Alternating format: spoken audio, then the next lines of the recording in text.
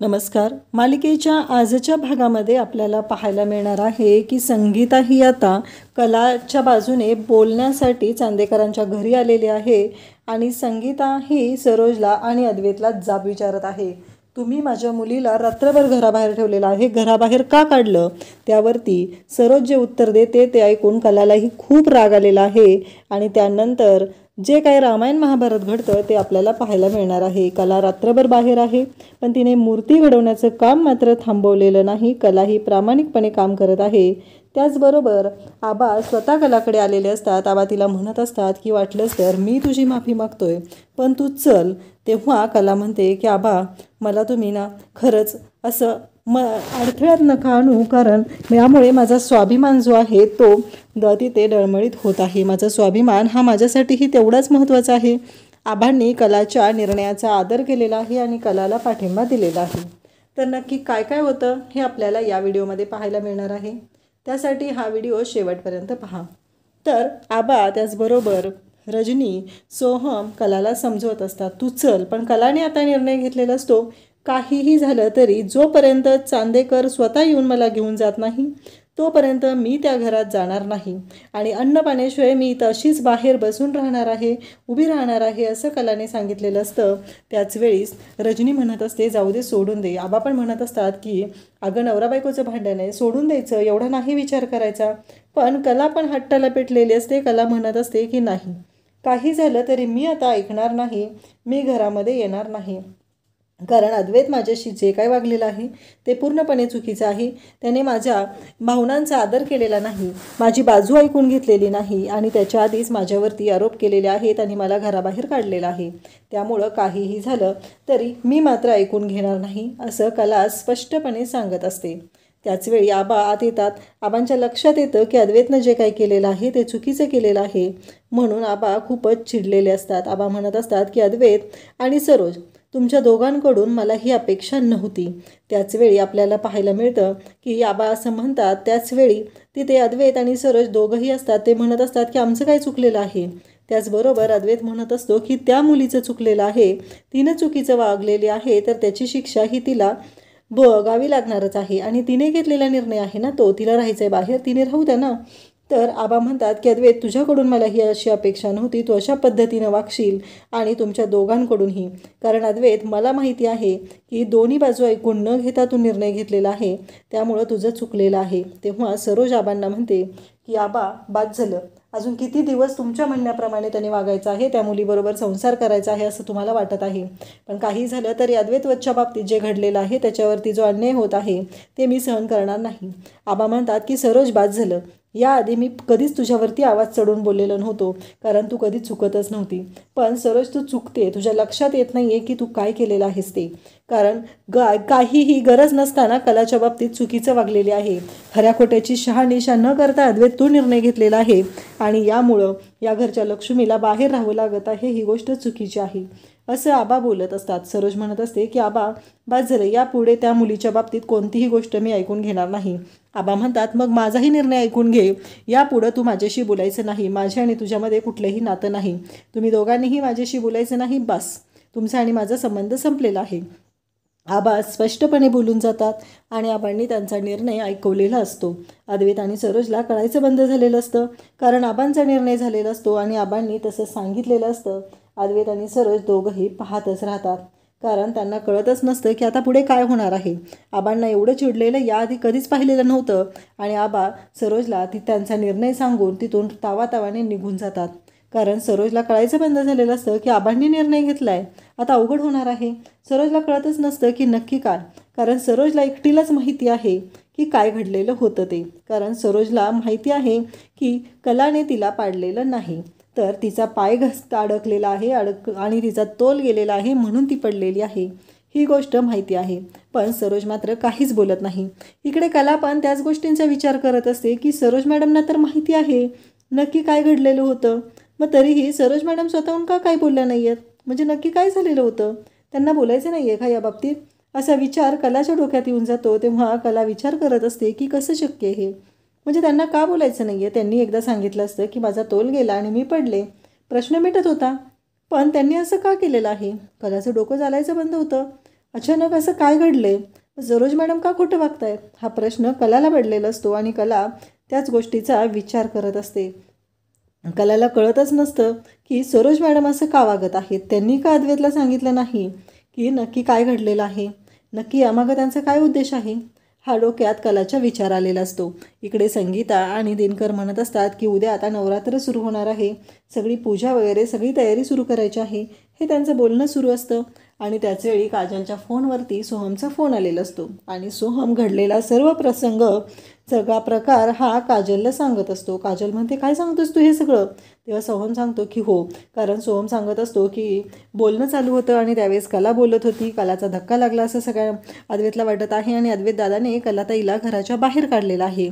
इकडे काजलला धक्का बसलेला असतो. संगीता म्हणते, कोणाचा फोन आहे, काय झालं सांग आधी. तेव्हा काजल सांगते की आपल्या कलाताईला अद्वैत दाजींनी बाहेर काढलेलं आहे. हे ऐकल्यानंतर संगीताला धक्का बसतो. संगीता म्हणते, काय सांगतेस, हे कसं शक्य आहे? आणि माझ्या पोरीने असं केलंय तरी काय, म्हणून तिला घराच्या बाहेर काढलंय? हा प्रश्न संगीताला पडलेला असतो आणि त्याच वेळी इकडे सगळ्या गोष्टी सोहम काजलला सांगत असतो. सोहम म्हणत असतो की खरं तर कलावहिनीची काही चूक नाही आहे, पण तरी पण गैरसमज झालेला आहे. आम्ही सगळेजण समजवत होतो पण अद्वैत दादाने अजिबात ऐकलेलं नाही. हे सगळं जेव्हा बोललं जातं आणि तेव्हा इकडे आपल्या काजलला तर धक्का बसलेला आहे, त्याहीपेक्षा मोठा धक्का बसलेला आहे तो म्हणजे संगीताला. संगीता म्हणत असते की कसं शक्य आहे, कारण अद्वैतराव असं कसं वागू शकतात, माझ्या लेकीला हे सगळं का सहन करायला लागतंय. हा प्रश्न संगीताला पडलेला असतो. संगीता म्हणत असते, काही झालं तरी माझ्या लेकीवरती मी अन्याय होऊ देणार नाही, तिच्या बाबतीत जे काही घडत आहे त्या सगळ्याला वाचा फोडणार आहे असं संगीता म्हणत असते की आपल्याला तिला फोन करून विचारलं पाहिजे. असं म्हणत संगीता आता कलाला फोन करायचं ठरवते आणि कलाचा फोन हा रूममध्येच असतो, कारण हे सगळं खाली घडलेलं असतं आणि त्या क्षणी अद्वैतनं कलाला घराच्या बाहेर काढलेलं असतं. त्यामुळं कलाचा फोन तिच्या रूममध्ये असतो आणि त्याचबरोबर इकडे आपल्याला पाहायला मिळतं की संगीताने आता ठरवलेलं आहे की काही झालं तरी माझ्या कलावरती जो अन्याय होत आहे तो मी होऊ देणार नाही, आपण उद्याच जाऊया असं त्यांच्या दोघांचं ठरतं. तेव्हा इकडे काजल म्हणते की मी सोहमला कॉल करून विचारू का? तेव्हा दिनकर म्हणतो की नाही, आता उशीर झालेला आहे, आत्ता नको कॉल करू असं दिनकरचं म्हणणं असतं.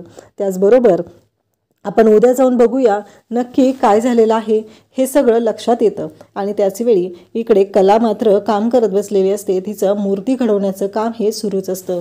काही झालं तरी तिला तिच्या कामामध्ये खंड पडू द्यायचा नसतो, म्हणून ती तिचं काम मनापासून करत असते. अद्वैत मात्र एरझारे मारत असतो. अद्वैत म्हणत असतो की ह्या खरेला किती माझं आहे, कारण तिने आज जे केलेलं आहे ते इनफ, बास, यापुढं मी तिला सहन करू शकत नाही. तिनं माझ्या आईच्या बाबतीत जे केलेलं आहे ते पूर्णपणे चुकीचं आहे, ते मी यापुढं कधीही सहन करणार नाही, हे सगळं बोललं जात असतं. कला मात्र बिचारी मूर्ती घडवण्याचं काम करत असते, कारण देवी आईची मूर्ती घडवण्याची जबाबदारी आबांनी कलावरती दिलेली असते आणि कला तिचं काम पूर्ण करत असते. कलाने विचार केलेला नसतो की यामुळं काय होणार आहे. कलाला मात्र तिचं काम पूर्ण करायचं असतं आणि तिचं काम मनापासून ती पूर्ण करत असते. कला फक्त याच गोष्टीचा विचार करत असते की तिला मूर्ती घडवायची आहे. मूर्ती घडवणं हे तिचं कर्तव्य आहे आणि ते काम तिनं केलंच पाहिजे, कारण चांदेकरांची सून म्हणून तो तिला मान दिलेला आहे आणि ते काम तिला पूर्ण करायचंच आहे असं कलाने ठरवलेलं असतं. त्याचबरोबर आपल्याला पाहायला मिळतं की काहीही झालं तरी कला म्हणत असते की माझ्या बाबतीत जे काही घडत आहे त्या सगळ्यामुळं जर माझ्या आईबाबांना त्रास झाला तर, पण काही झालं तरी आज चांदेकरने हद्द केलेली आहे, त्याने माझा स्वाभिमान दुखावलेला आहे, माझ्या स्वाभिमानाला त्याच्यामुळे ठेच पोचलेली आहे. काही झालं तरी मी मात्र ऐकून घेणार नाही असं कलाने ठरवलेलं असतं. कलाच्या डोक्यात हे सगळं सुरू असतं आणि त्याचबरोबर इकडे काजल त्याचबरोबर संगीता सगळेजण घरातले विचार करत आहेत की आता करायचं काय, कारण कलाच्या बाबतीत जे घडलेलं आहे ते पूर्णपणे चुकीचं आहे, कारण कलाला घराच्या बाहेर काढलेलं आहे. माझी मुलगी रात्रभर कशी राहणार घराच्या बाहेर, हा प्रश्न संगीतालाही पडलेला असतो. त्यानंतर इकडे अद्वैतने कलाचा फोन स्विच ऑफ करून ठेवलेला असतो, कारण कलाच्या आईचा फोन त्याच्यावरती येत असतो, म्हणून अद्वैतने तो फोन स्विच ऑफ करून टाकलेला असतो. अद्वैत मात्र विचार करत नाही की त्यांना आपण फोन उचलून कळवलं पाहिजे की काय घडलेलं आहे. अद्वैतला त्याबद्दल काहीच वाटत नाही. संगीता म्हणते कलीचा फोन बंद लागतोय, माझ्या लेकीला माझ्यामुळे त्रास सहन करायला लागतोय, या सगळ्याला मी जबाबदार आहे. तेव्हा दिनकर म्हणते की बाद झालं संगी, आता आपण उद्या जाऊन बघूया काय करायचं आहे ते, काही झालं तरी आपण बघूया नक्की काय करता येतंय ते. काजल म्हणते की मी पण फोन करून बघू का सोहमला. तेव्हा दिनकर म्हणतो की नाही, रात्रीचा 1 वाजलेला आहे, आता नको करूस फोन. असं असतं. आणि दिनकर म्हणतो की अगं रागाच्या भरात घडलेलं आहे ना, बघूया काय करता येते ते, आणि काहीही झालं तरी सगळ्या गोष्टी सोडवता येतील ना, आपण आहोत ना, बघूया काय करता येते ते, असं दिनकर म्हणतो. आणि म्हणतो कदाचित रागाच्या भरात घडलेलं होतं, नंतर तिला आधी घेतलं असेल असं म्हणणं असतं. आणि त्याचबरोबर आपल्याला पाहायला मिळतं की संगीता मात्र जाम चिडलेली असते. इकडे दुसऱ्या दिवशी सकाळी रजनी आता फुलांच्या माळा तयार करत असते. रजनीने घट बसवायच्या आहे त्याची तयारी सुरू केलेली असते आणि अंजूला ती सगळ्या गोष्टी सांगत असते. अंजूला म्हणत असते की कला असते तर सगळ्या गोष्टी तिने मनापासून केल्या असत्या. ह्या सगळ्या बाबतीत अंजूला ती बोलत असते. त्यानंतर अंजू मात्र म्हणत असते की हो. त्यानंतर रजनी म्हणते की कलाने काल रात्रीपासून काही खाल्लेलं नाही, आपल्याला तिच्यासाठी पण काहीतरी करावं लागणार आहे, असं तिचं म्हणणं असतं. त्याचबरोबर इकडे संगीता मात्र खूपच पेटून उठलेली असते. संगीताने ठरवलेलं असतं की काहीही झालं तरी आता आपण शांत राहायचं नाही. इकडे नैना आणि रोहिणी यांचं बोलणं सुरू असतं. त्या दोघींचं असं म्हणणं असतं की काय घडलेलं होतं. रोहिणी म्हणते की नैना मला खरं सांग बरं, नक्की काय घडलं होतं. म्हणजे तू तिथं त्यांच्या दोघींच्या मध्ये होती ना, म्हणजे खरंच मला सांग, कलाने ढकललं होतं का सरोज वहिनीला. म्हणजे मला माझ्या म्हणण्यानुसार तर असं वाटतंय की नाही, हे शक्यच नाही, कारण तिने ढकलणं हे शक्यच नाही, असं ती बोलत असते. त्यानंतर इकडे नैना विचार करते. नैना म्हणते की हे कळायला नको आहे, कारण कलाने ढकललेलंच नाही. काही झालं तरी कला अशी करू शकणार नाही, पण या सगळ्यांना हे कळायला नको आहे. काही झालं तरी मला हे त्यांच्यापर्यंत पोहोचू द्यायचं नाही की कलाने ढकललेलं नाही, कारण कलाने ढकललेलं आहे हीच गोष्ट सगळ्यांपर्यंत गेली पाहिजे. इतका नालायक विचार करणारी ही नैना स्वतःच्या बहिणीला खड्ड्यात घालायचं काम करत असते. आणि ती म्हणते की नाही, मला दिसलंच नाही. आणि ती शांत उभी राहते आणि म्हणते की माझी तंद्री लागली, मला कळलं नाही, असं ती बोलत असते. तेव्हा मात्र आपल्याला पाहायला मिळतं की रजनी हे सर्व ऐकत असते. रजनीला मात्र खूप राग आलेला असतो. रजनी आणि त्याचबरोबर अंजू तिथं असतात आणि रोहिणी आणि नैना जिन्यातून बोलत येत असतात. तर नैना म्हणत असते की असं आहे माहिती आहे का, कला लहानपणापासून तशीच आहे. म्हणजे तिला राग आला ना, ती मॉम बरोबर पण अशाच पद्धतीने बोलते. ती कसलाही मागचा पुढचा विचार करत नाही.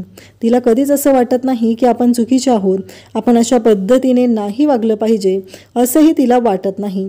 हे सगळं बोललं जात असतं. तिचं म्हणणं असतं की कला तशीच आहे, कला चुकीचीच आहे आणि कला प्रत्येक वेळेस दाखवत असते, फक्त पुढं पुढं करत असते. माणसांचा रिस्पेक्ट तिला करायची कधीच गरज वाटत नाही, ती फक्त माणसांचा अपमान करत असते. मी लहानपणापासून तिला बघते. त्यावेळेस मात्र रजनीला राग येतो. रजनी म्हणते इतके दिवस झालं मी कलाला बघते, पण तिच्याकडून असं कधीही घडलेलं नाही, ती नेहमी माणसांचा आदर करणारी आहे.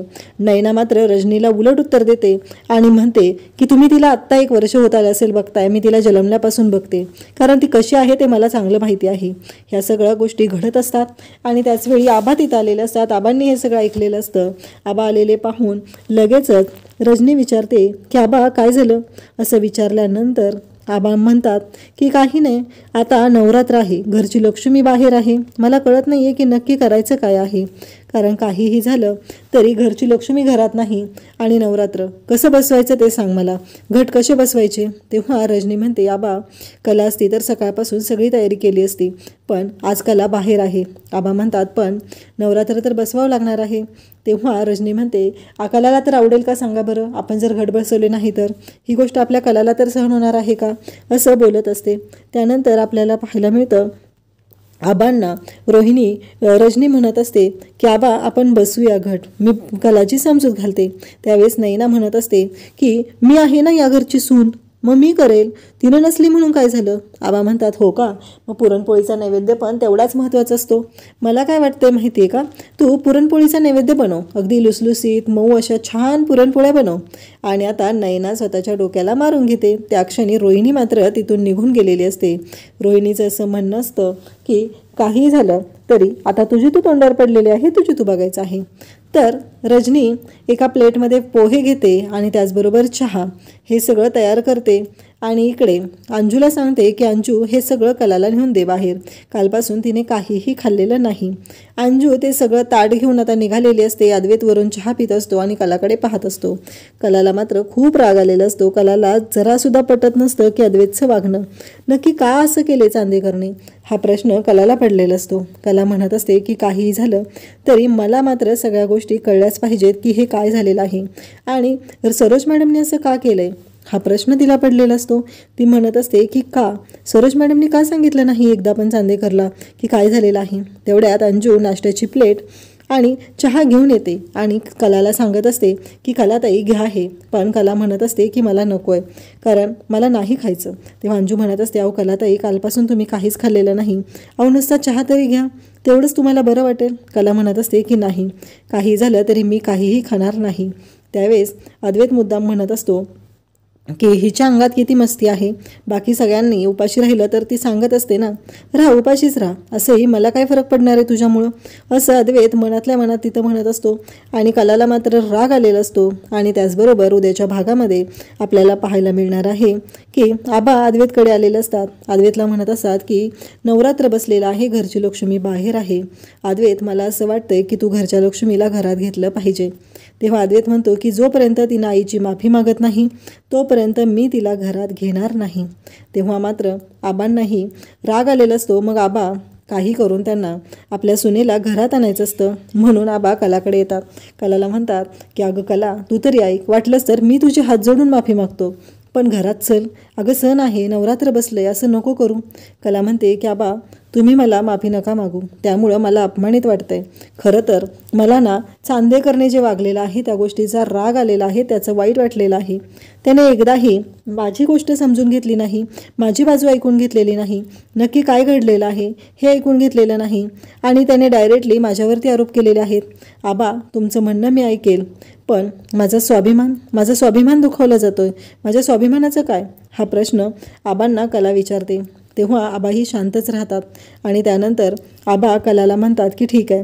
आणि त्यानंतर आपल्याला पाहायला मिळतं की संगीता ही आलेली आहे आणि संगीता म्हणत आहे की तुम्ही माझ्या मुलीला रात्रभर घराच्या बाहेर का ठेवलं, का काढलं तुम्ही माझ्या मुलीला घराच्या बाहेर.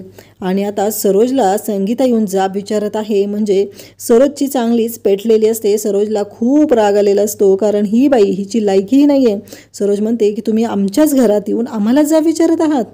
तेव्हा मात्र सरोजला राग आलेला असतो आणि सरोज म्हणत असते की तुमची लायकी काय आहे, तुम्ही एकतर फसवून त्या मुलीला आमच्या गळ्यात बांधलेलं आहे, काही झालं तरी तिला आम्ही आमच्या घरची सून मानतच नाही आणि त्यामुळं काही झालं तरी तिच्या बाबतीत काय निर्णय घ्यायचा हे आम्ही ठरवणार आहे, तिला आमच्या घरात ठेवायचं की नाही ठेवायचं, कारण तिची ती लायकीच नाही, तिची ती पात्रताच नाही.